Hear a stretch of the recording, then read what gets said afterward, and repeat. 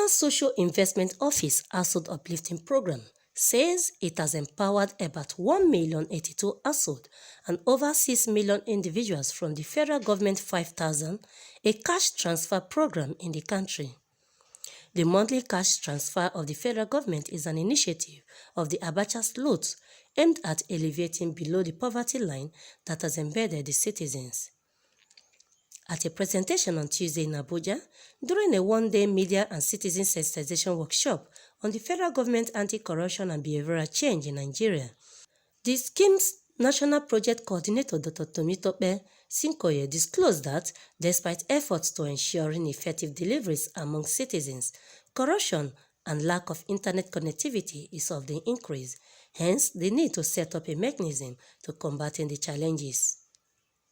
Corruption has remained a perpetual challenge, thus hindering the growth and development of the nation, even though Transparency International had on Thursday, 23 January 2020, reveals that Nigeria has slipped down in the global rating, scoring 26, which is below the global average of 43 and the 2019 average score of 32 for the sub-Saharan African region. Prior to this, the government of Nigeria had come out to debunk the rating, saying that the TI lacks knowledge of Buhari's achievements towards tackling corruption, one of its 3 cardinal campaign promises. While speaking, the National Project Coordinator, Office of the National Cash Transfer, Dr. Temitope Sinkoye, noted that in the course of monitoring the money transfer and payment of beneficiaries, it has been classified that corruption has continued to hinder the progress, hence being realistic that as soon as the CBN finalizes its plan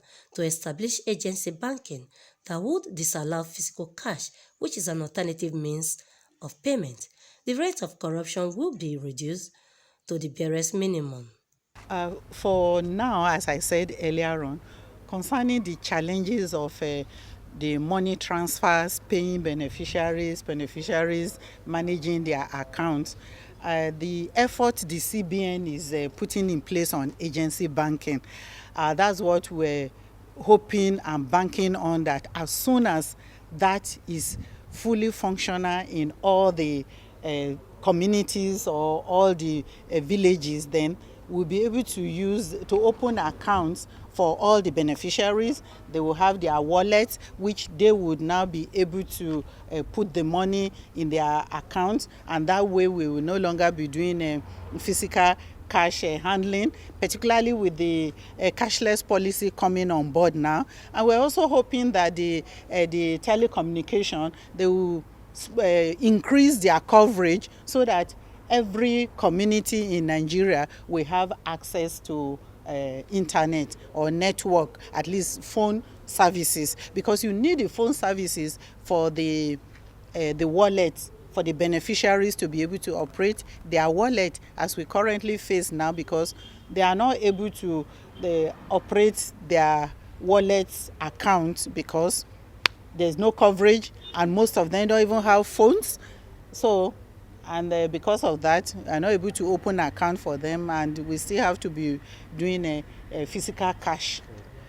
As out of today, because the number keeps increasing, as out of today, we have 1,082 beneficiaries as out of today, but the number keeps increasing because enrollment keeps going on. That is the households. But when you translate it to individual, we have covered about 6 million individuals with this program, fitting from the monthly transfers. But don't forget that the 5,000 is going to households, not individuals. So the challenge the beneficiaries are facing now, which is critical, is for them to being able to access the money, which I had explained earlier on, because we are not able to open the wallet account for them because of the limitations of the agency banking in coverage. So for a number of them, before they can access the money, they have to wait till when the payment service provider is able to come to their communities, and some communities even become inaccessible during rainy season. You can't even reach them because they are cut off. So these are challenges, whereas if they have their wallet accounts, which the bank will just credit their account directly, they will be able to go to the agent in the village to cash the money, because there's no point in opening account and they don't have access to the money. Is to get the money and use. That is what is critical. Now that you are aware that the program has been moved to the ministry for institutionalization, so it's going to run like any other program.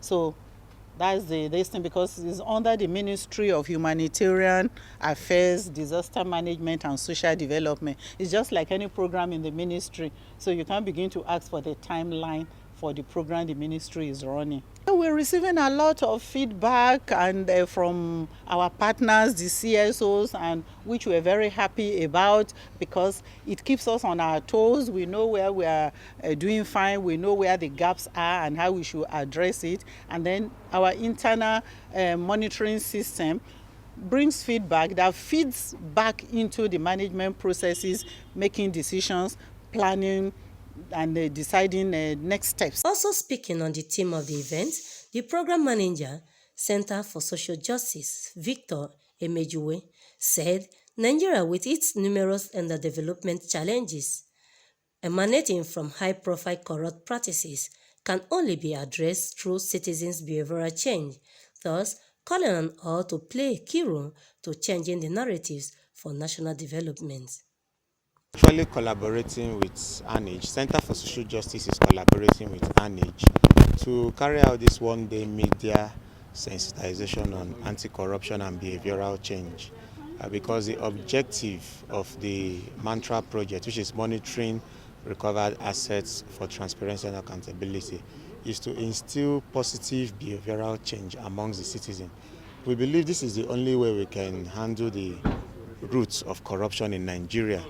Nigeria has a lot of problems, underdevelopmental problems, security challenges, unemployment, poor education, poor health care as a result of corruption. Beyond the leaders, we feel everybody has a responsibility to play. The religious leaders, the traditional rulers, the citizens themselves, because we keep on talking about government. The government came out from the people.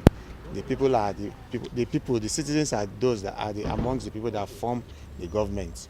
And so we are here to orientate ourselves and to sensitize ourselves on how we can curb corruption through positive behavioral change. So from what we've heard from the speakers that came, they told us how their agencies have been able to fight corruption through what they are doing. But we still feel it is not enough if we don't support that fight on our own as citizens. When we see what is wrong, we blow the whistle. We tell the authorities, like they need our help.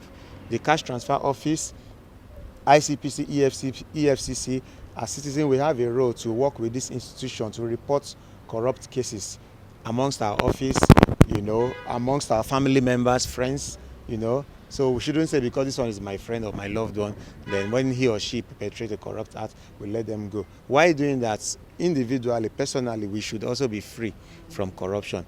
When people in positions of authority begins to start the campaign against corruption from themselves, it will cascade even to the highest realm of leadership, and everybody would, have this consciousness that Nigerians are done with corruption. Naturally it will die. Okay, my message to Nigerian citizens is, first and foremost, we all belong to a faith, whether you're a Christian or you're a Muslim. But we need to understand that whatever we do, we are going to give account of it on the last day. So there should be this value. We should embrace positive values, knowing that if nobody is seeing us and we perpetrate an act of corruption, one day we are going to give account. So if we individually can reject every form of corruption, no matter the temptation, I believe that Nigeria will go a long way.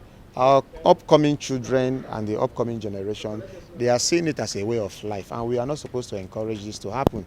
Because wherever you go as a Nigerian, you have a black skin, they probe you further because they feel you are coming to dent their country. So we must begin to rewrite the story of Nigeria by instilling positive values amongst ourselves.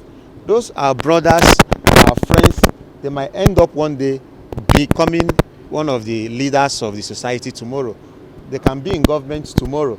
So, but if right now nobody talks about this issue of corruption, nobody tries to instill this positive value amongst themselves, when they get there, it will be business as usual. Even if you are the one John the Baptist crying in the wilderness, in the place of authority, for everybody to hear your voice, it will go a long way. Meanwhile, a representative of Basic Rights Watch, Joshua Aroguyo, reveals that the conditional cash transfer is real, though insisted that there is a trace of corruption among the pay agents, hence advocating for attitudinal change to curb with the menace. Is that truly there are still cases of corruption. That's the truth. It's skirmishes of corruption here and there. The pay agent is not paying, or he's paying correctly, but somebody else is coming to ask them to contribute, 50 naira, 100 naira. That's not supposed to be like that. We've seen cases where because of the distance, somebody's asking them to pay outrageous amount of money for transport, that kind of thing. So, but it's minimal, especially in the states where I monitor the FCT, so it's very minimal in the FCT. Just rare, one or two of the places we went to, about 12 or 14 communities we went to, more than that anyway. We saw just maybe one or two in three communities. We observed there were elderly people, even sickly people. As a matter of fact, there was one community we went to in Kuje Area Council where we went there the first day, we could not meet the beneficiary. By the time we went there the second day, the beneficiary had died. So there are instances like that where there are beneficiaries who are sickly, who are old, elderly, and all that, and cannot go. So, but what we observe in the system is that the system there's a beneficiary which is the caregiver, who is usually a woman, but the money is meant for a household, and it's a caregiver that is to receive the money. Then there's something called the alternate. So in a case where the main beneficiary cannot go, there's an alternate that has been registered and captured in the system that can also receive the money on behalf of that person, has been trusted to receive the money, but is to collect the money, not to spend it on himself, to give it to the beneficiary. So those things have also been taught into the program and have been included as part of the plan in case such kind of thing exists. So yes, in principle, there's a mechanism to take care of that, to address that. Where to the level to which it is implemented now becomes another question. But then, so far, we did not record any instance in the place we monitored where there were people who were elderly, sickly, that were supposed to collect something and somebody took it and went on to it. The highlight of the event is to monitor the cash transfer processes and the commitment of the federal government to eradicating poverty emanating from corrupt practices. I am Vincent Okushi reporting for Quality Television.